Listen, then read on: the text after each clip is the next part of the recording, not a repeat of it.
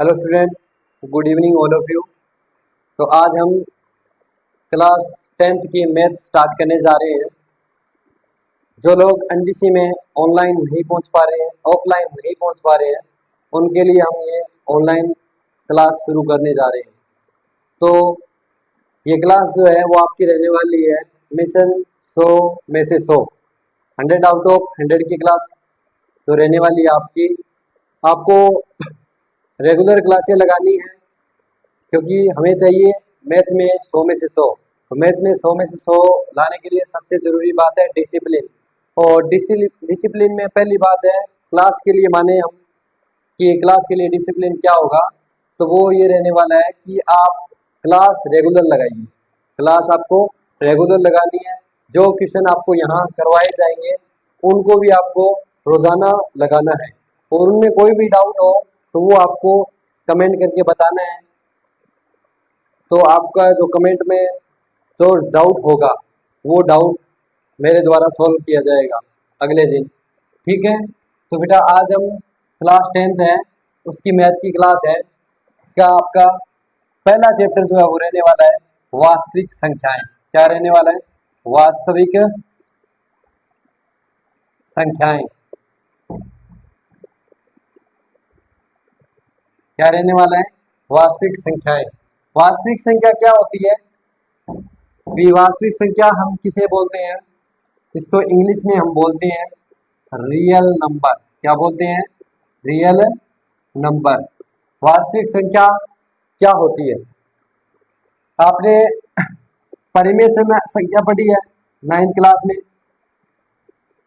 आपने 9th class में परिमेय संख्या भी पढ़ी है, और आपने 9th क्लास में अपरिमेय संख्या भी पढ़ी है। तो इन दोनों का जो मिश्रण है, इन दोनों का जो मिश्रण है या संयुक्त रूप है, या इंग्लिश में इनका जो कॉम्बिनेशन है वो क्या कहलाता है? आपकी वास्तविक संख्या कहलाती है।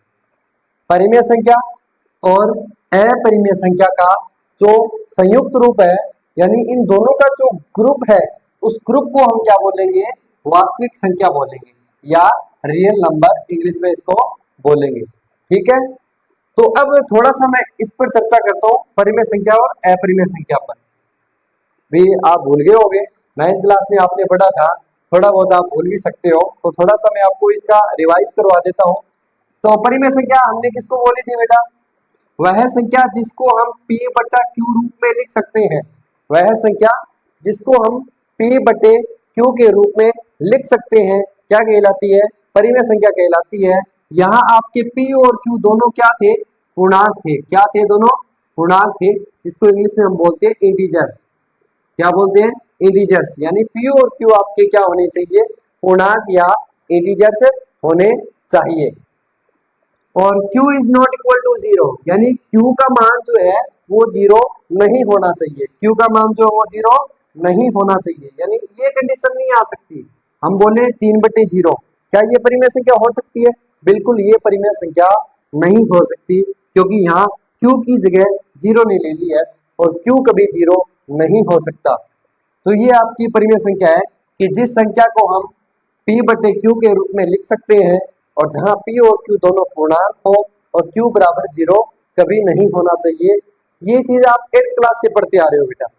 ये चीज जो है परिमेय संख्या की परिभाषा, परिमेय संख्या नाम का जो चैप्टर है वो आपका 8th क्लास में आ जाता है। तो ये आप 8th क्लास से पढ़ते आ रहे हो, तो इस पर मैं ज्यादा चर्चा नहीं करूंगा। इसके 1-2 एग्जाम्पल मैं आपको बता देता हूँ। यहाँ 2/3 हो गए, 4/6 हो गए, 0.333 ऐसे चलती रहेगी, या इसको 0.3 के ऊपर बार भी बोला जाता है।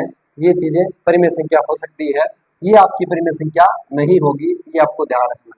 ये तो परिमेय संख्या के बारे में हो गया। अभी अब बात करते हैं अपरिमेय संख्या क्या होती है। वह संख्या जिसे P बटे Q के रूप में नहीं लिखा जा सकता। वह संख्या जिसे P बटे Q के रूप में नहीं लिख सकते हैं हम। P बटा Q के रूप में इसको हम नहीं लिख सकते हैं, तो ये क्या कहलाती है? अपरिमेय संख्या कहलाती है।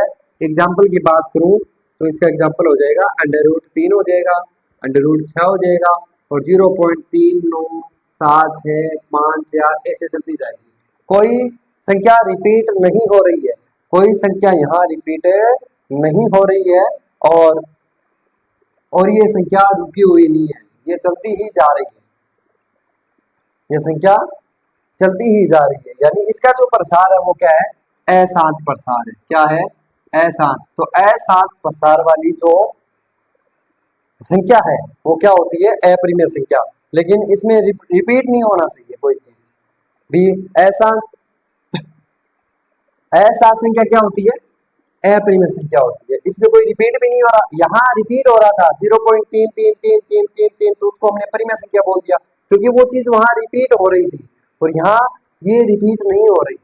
अशांत इसको बोलते हैं हम, और ये रिपीट नहीं हो रही है, तो इसको अपरिमेय संख्या में हम ले सकते हैं या लेंगे। तो ये थी आपकी परिमेय संख्या और अपरिमेय संख्या। ये नॉर्मल चर्चा होगी कि वास्तविक संख्या क्या होती है। तो परिमेय और अपरिमेय संख्या का जो संयुक्त रूप है वो क्या है, संयुक्त रूप है वो क्या है, वास्तविक संख्या है या रियल नंबर है। ये जो संख्याओं के हमने उदाहरण दे रखे हैं, या इसके अलावा और भी संख्याएं हो सकती है जिसको हम क्या बोलेंगे, वास्तविक संख्या या रियल नंबर हम बोलने वाले हैं। ठीक है, तो परिमेय और अपरिमेय का जो कॉम्बिनेशन है या संयुक्त रूप है या परिमेय और अपरिमेय संख्या का जो ग्रुप है उसको हम क्या बोलेंगे, वास्तविक संख्या बोलेंगे। क्या बोलेंगे, उसको हम वास्तविक संख्या बोलेंगे। तो ये चीज आपको ध्यान में रखनी है कि वास्तविक संख्या क्या होती है, क्योंकि आपके चैप्टर का नाम ही, पहले चैप्टर का नाम ही क्या है, वास्तविक संख्या है। क्या है, वास्तविक संख्या है। तो इसके बारे में थोड़ा आपको पता होना चाहिए। भी हमारे रिश्तेदार भी कई बार आ जाते हैं तो वो बुक खोलते हैं और चैप्टर का नाम देखते हैं सबसे पहले वास्तविक संख्या, तो आपसे पूछेंगे बेटा वास्तविक संख्या क्या होती है, फिर आप या तो आप उसके मुंह की तरफ देखोगे, वो आपके मुंह की तरफ देखेगा, ये दो ही काम होंगे, तीसरा काम नहीं होगा अगर आपको नहीं पता होगा तो। इसलिए आपको ये चीज पता होनी चाहिए, तो बेझिझक आप उसको बता सको कि हाँ भाई ये है, ये लो बता दिया हमने। ये परिमेय और अपरिमेय का जो संयुक्त रूप है वो क्या होता है, वास्तविक संख्या होता है या रियल नंबर होता है। इसको बेटा इंग्लिश में रैशनल नंबर बोलते हैं, रैशनल नंबर भी बोला जाता है। और इसको क्या बोलते हैं, इररेशनल नंबर, इररेशनल नंबर इसको बोला जाता है। ये चीजें आपको इंग्लिश में भी ध्यान रखनी चाहिए। ठीक है, आपका नॉलेज ही बढ़ेगा। कि कोई बोल देगा भी वैसे तो ये क्लास जो है वो हिंदी मीडियम और इंग्लिश मीडियम दोनों के लिए रहने वाली है, लेकिन अगर हिंदी मीडियम वाले बोलते भी हमें इंग्लिश से क्या फायदा होगा, तो आपको ये फायदा होगा कि आपकी जो डिक्शनरी है माइंड की इंग्लिश की वो बढ़ेगी, क्योंकि नए वर्ड्स आपको मिलेंगे मैथ के सीखने के लिए इंग्लिश में। और आप आगे भी नीट की, आईआईटी, जेईई की तैयारी करोगे तो वहाँ भी ये चीज़ें आपको सुनने को मिलेगी। तो ये चीज़ें वहाँ आपको पुरानी नहीं लगेगी, ये जानी पहचानी सी लगेगी, ये नई नहीं लगेगी। ये चीज़ें आपको नई नहीं लगेगी, जानी पहचानी सी लगेगी कि हाँ ये वर्ड हमने कहीं सुना है।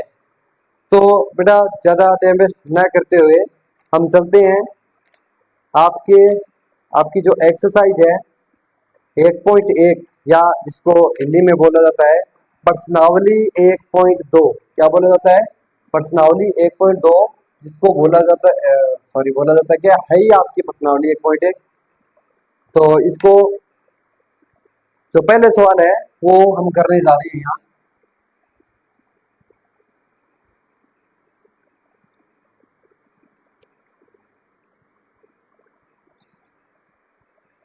पहला सवाल क्या है बेटा आपका, निम्नलिखित संख्याओं को अभाज्य गुणनखंडों के रूप में, गुणनखंडों के गुणनफल के रूप में व्यक्त कीजिए। पहला सवाल आपका कि कुछ संख्याएं दी गई है, वैसे तो आपके पास बुक होगी, आपको पढ़ते टाइम या क्लास लगाते टाइम मैथ की बुक आपके सामने होनी चाहिए। फिर भी मैं यहाँ क्वेश्चन थोड़ा सा बता देता हूँ कि आपको कुछ संख्याएं दी गई है। क्या दी गई है, कुछ है संख्याएं या नंबर्स आपको कुछ दिए गए हैं, कुछ संख्याएं या नंबर्स आपको दिए गए हैं। तो उन नंबर्स या उन संख्याओं के हमें अभाज्य गुणनखंड करने हैं। क्या करने हैं, संख्याओं के अभाज्य गुणनखंड करने हैं। क्या करने हैं बेटा, अभाज्य गुणनखंड करने हैं। क्या करने हैं, अभाज्य गुणनखंड। इसको इंग्लिश में बोलते हैं प्राइम फैक्टर। क्या बोलते हैं, प्राइम फैक्टर इसको हमें बोलते हैं। यानी कुछ संख्याएं दी गई है उसके हमें अभाज्य गुणनखंड करने हैं और अभाज्य गुणनखंड करने के बाद में उसको अभाज्य गुणनखंड के गुणनफल के रूप में यानी प्रोडक्ट की फॉर्म में हमें लिखना है। चलो एक एग्जांपल से समझते हैं या एक पहला जो क्वेश्चन है वो करते हैं, उससे समझते हैं, उससे बेटर समझ में आएगा हमारा। पहला है तो पहले का पहला क्वेश्चन है 140 140 दिया हुआ है आपको, 140 यानी 140 दिया हुआ है। तो चलो करते हैं, पहले इसके फैक्टर या टुकड़े करो। ये चीज आप पढ़ते आ रहे हो छोटी क्लासों से ही। 140 भी इसके लास्ट में देखो बेटा क्या आ गया, 0 आ गया।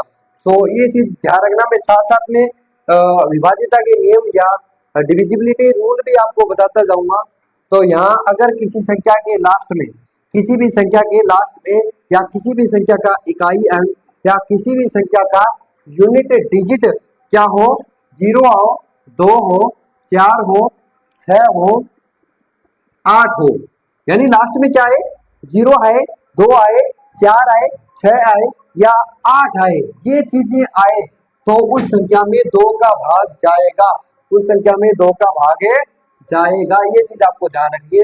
तो यहाँ हमें 2 का भाग देना है क्योंकि 0 आ गया, इनमें से बिलोंग करता है 0, ये रहा, तो कोई दिक्कत नहीं है। 140 में 2 का भाग दो, चलो देते हैं। इधर देखो भी 2 का भाग, 2 साते 14, 14 में से 14 गया, 0 बच गया यहाँ। और ये 0 यहाँ नीचे ना आकर कहाँ जाएगा, यहाँ आएगा, क्योंकि यहाँ आएगा तो ये वैल्यू लेस हो जाएगा, इसकी यहाँ कोई वैल्यू ही नहीं होगी, तो ये 0 डायरेक्ट यहाँ चढ़ा देंगे हम। तो यहाँ क्या आ जाएगा, 70 आ जाएगा। क्या आ जाएगा यहाँ 70। फिर 0 आ गया लास्ट में तो 2 का भाग जाएगा, तो 70 में 2 का भाग करते हैं। देखो 2 दिए 6, 7 में 6 गया 1 और यहाँ क्या गया 0 और 2 5 10 आ गया। क्या आ गया, 2 5 10।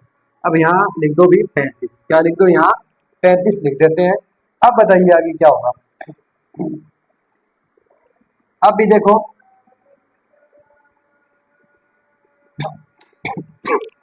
35 आ गया। अब 35 में किसका भाग जाने वाला है, तो पहले इनको जोड़ो भी। 2 का तो नहीं जाएगा क्योंकि 0 2 4 6 8 नहीं है, तो यहाँ 2 का भाग नहीं जाने वाला है।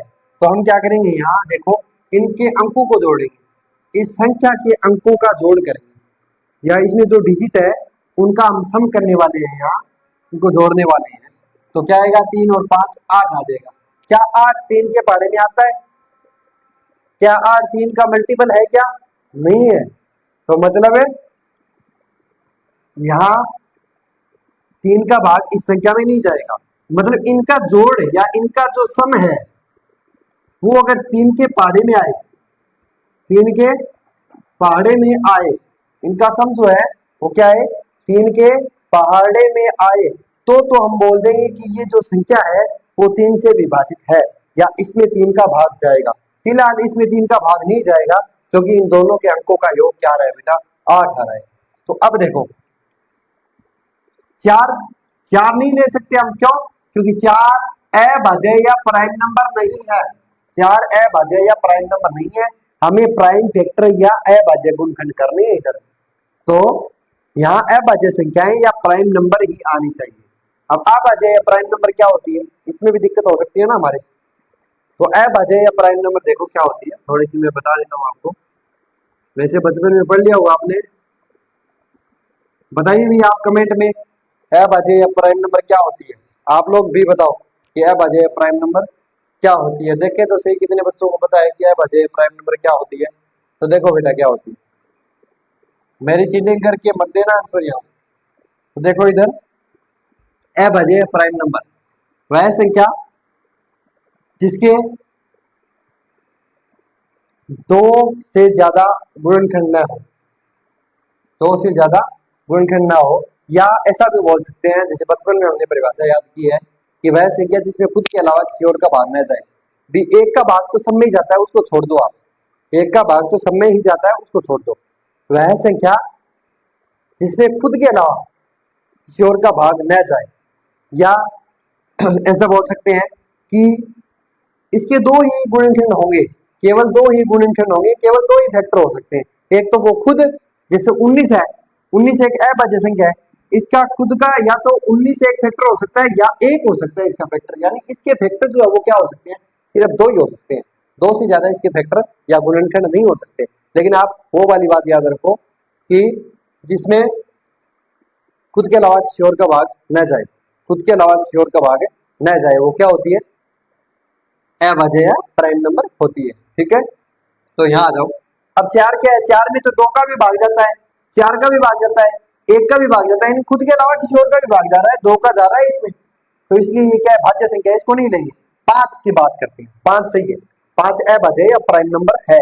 तो यहाँ जिस संख्या के लास्ट में जीरो या पांच आए, जिस संख्या के लास्ट में जीरो या पांच आए, उसमें पांच का भाग जाएगा, उसमें पांच का भाग जाएगा। तो यहाँ देख लो, पांच साते 35, पांच साते 35, यहाँ क्या होगा, सात एकम सात। तो अब इसके गुणनखंड आगे, इसको लिखेंगे ऐसे, 140 बराबर दो कितनी बार है, दो बार।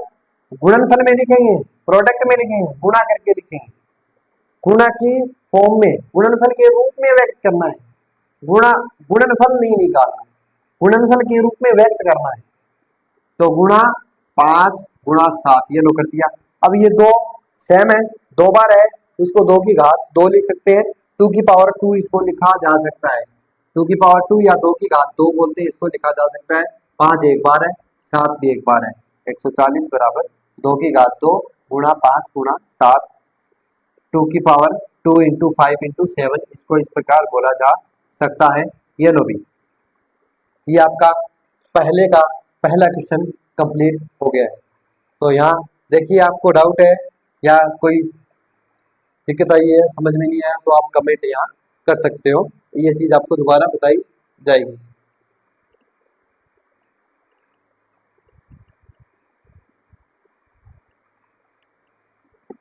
अब देखिए भी इसका जो सेकंड क्वेश्चन है वो करते हैं एक और, फिर इसके 3 क्वेश्चन और है, वो आप लोग करोगे। ठीक है, आपको करनी है प्रैक्टिस के लिए, नहीं समझ में आएंगे तो मैं करवा दूंगा।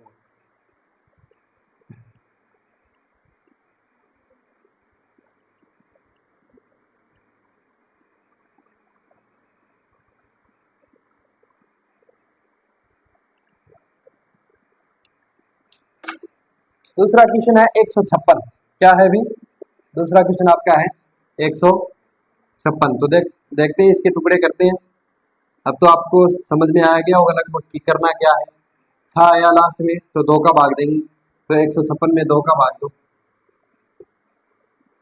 2 है, 2 साते 14, 15 में 14 गया 1, और यहाँ से क्या आ गया 6, और 2 आठे 16, 16 में 16 गया 0, यहाँ से क्या आ गया 78 आ गया, क्या आ गया 78। फिर हम 2 का भाग देंगे, लास्ट में क्या है 8 है, 78 में 2 का भाग देंगे, देखो 2 दिए 6, 7 में 6 गया है, और यहाँ से 8, 2 में 18, सही है भाई, 2 दिए 6 और 2 में 18 हो गया। तो यहाँ से हम ये 39 लिखते हैं। अब बताओ 2 का भाग तो ही जाएगा, 3 और 9 कितने होते हैं 12, तो 12 3 के पाड़े में आता है, 12 3 का मल्टीपल है या गुणज है, तो यहाँ क्या करेंगे, इसमें 3 का भाग देंगे, 39 में 3 का भाग है, यहाँ देंगे, तो 3 एकम 3, 3 में से 3 गया 0, यहाँ से क्या आ गया 9, 3 3 क्या आ गया यहाँ 9 आ गया, 9 में से 9 गया 0, यहाँ से क्या आ गया 13 आ गया। अब 13 क्या है, अभाज्य संख्या है, 13 में 13 का ही भाग जाएगा, 13 एकम 13। तो यहाँ क्या लिखेंगे, 156 के बराबर 2 गुणा 2 गुणा 3 गुणा 13, तो 2 की घात क्या हो जाएगी यहाँ 2 और 3 गुणा 13, इसको इस प्रकार लिख देंगे, और 156 बराबर ये आ गया अभी 2 की घात 2 गुणा 3 गुणा 13, 2 की पावर 2 इंटू 3 इंटू 13, आपका आंसर आ गया।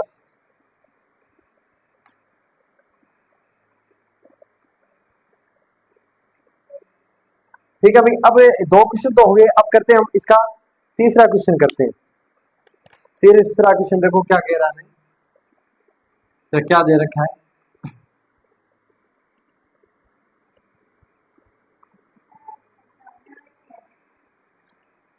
अब तीसरा क्वेश्चन है 3825, 3825, ये करते हैं अभी थोड़ा सा, वो दोनों क्वेश्चन इजी थे थोड़े, अभी थोड़ा सा बड़ा क्वेश्चन आ रहा है, थोड़ा सा बड़ा कह सकते हैं इसको हम। तो ये है तीसरा क्वेश्चन इसका 3825 या 3825, 3825। तो यहाँ हिंदी मीडियम वालों को इंग्लिश सीखने का मौका मिल रहा है इस क्लास में, तो ये भी इस क्लास का एक फायदा है। 3825। अब देखो इसमें किसका भाग जाएगा, इसमें किसका भाग जाएगा, देखो 2 का तो नहीं जा रहा, 3 का चेक करते हैं, इनके अंकों का योग करते हैं। 3 प्लस में 8 प्लस में 2 प्लस में 5। देखो भी 3 और 8 कितने हो रहे हैं, 3 और 8 11 हो रहे हैं, ठीक है। और इधर 2 और 5 कितने हो रहे हैं, 7 हो रहे हैं, ठीक है। तो 11 और 7 कितने हो रहे हैं, यहाँ 18 हो रहे हैं, ठीक है। तो 18 में 3 का भाग जाएगा, 18 में 3 का भाग जाएगा, तो इसमें भी 3 का भाग जाएगा। चलो चेक करते हैं।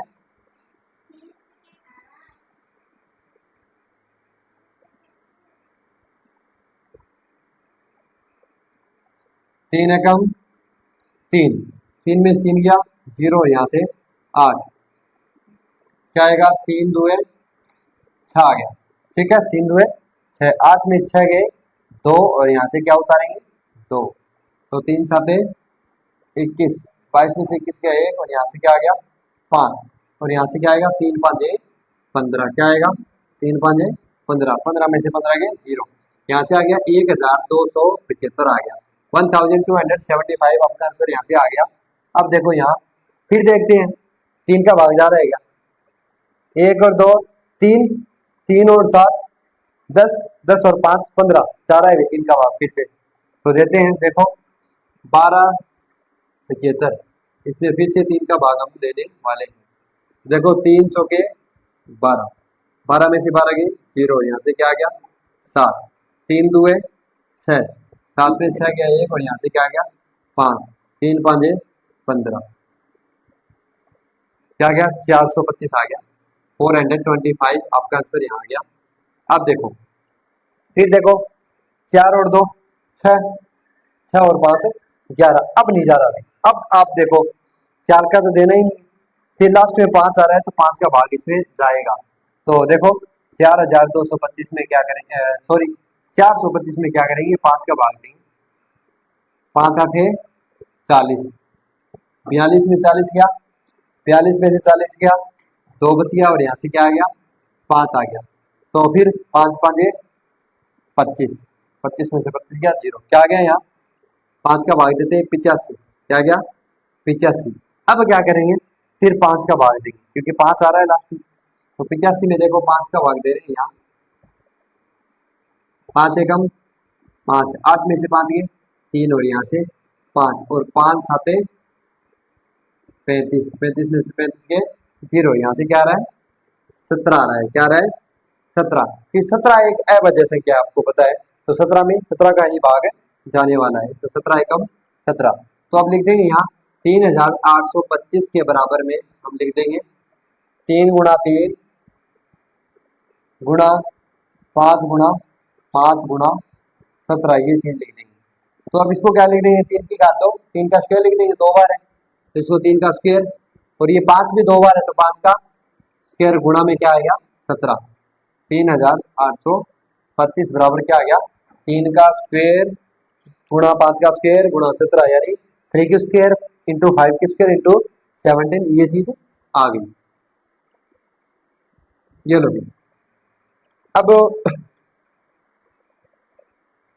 आज के लिए मैं आपको 2 क्वेश्चन होमवर्क के लिए छोड़ रहा हूँ, वो दोनों क्वेश्चन आपको कल करने हैं, और उसमें अगर कोई डाउट आ रहे हैं उसमें वो नहीं हो पा रहे हैं, तो आप कमेंट करके बताओगे कि सर ये नहीं हो पा रहे हमसे, फिर वो क्वेश्चन मैं करूँगा कल, ठीक है। तो आपका जो होमवर्क में SW जो आपका रहने वाला है वो क्या रहने वाला है, इसका ही क्वेश्चन दूंगा। आज थोड़ा सा काम करवा रहा हूँ और थोड़ा सा काम दे रहा हूँ, क्योंकि आपकी ये पहली क्लास है, क्लास को बढ़ाएंगे, पूरा सिलेबस करेंगे बढ़िया तरीके से। और NGC के अंदर अब मैं बता देता हूँ आपको, ये हर एक महीने की 5 तारीख को टेस्ट सीरीज चल रही है, उड़ान टेस्ट सीरीज। तो उसमें मैथ का आपका पेपर होता है, एक बोर्ड लेवल का, जैसे बोर्ड में आता है वैसे ही एक बोर्ड लेवल का आपका पेपर बनाया जाता है। तो ये एक पेपर आप NGC में ऑफलाइन देने आ सकते हो हर महीने की 5 तारीख को। ठीक है, तो SW है आपका। चौथा क्वेश्चन आपका है, चौथा क्वेश्चन आपका है 5005, 5005। और पांचवा क्वेश्चन है आपका, पहले का ही पांचवा है 7429, 7429 यानी 7429। ये आपका होमवर्क है, ये आपको करना है। दो ही क्वेश्चन दे रहा हूँ और साथ में इनको रिवाइज करना है, इनको सॉल्व करना है। ये जो क्वेश्चन मैंने करवाए हैं सारे, इनको आपको सॉल्व करना है, अच्छी तरीके से इनको निकालना है। अगर इनमें भी कोई डाउट हो तो आप कमेंट करके बता देना, मैं दोबारा ये करवा दूंगा। ठीक है, तो have a nice day all of you. पढ़ाई बढ़िया करनी है आपको जम के, क्योंकि हमारा मिशन जो है वो क्या है, 100 में से 100 का है और हमें 100 में से 100 हर हाल में लेने हैं। हम छोड़ने वाले नहीं हैं, फोड़ने वाले हैं। ओके।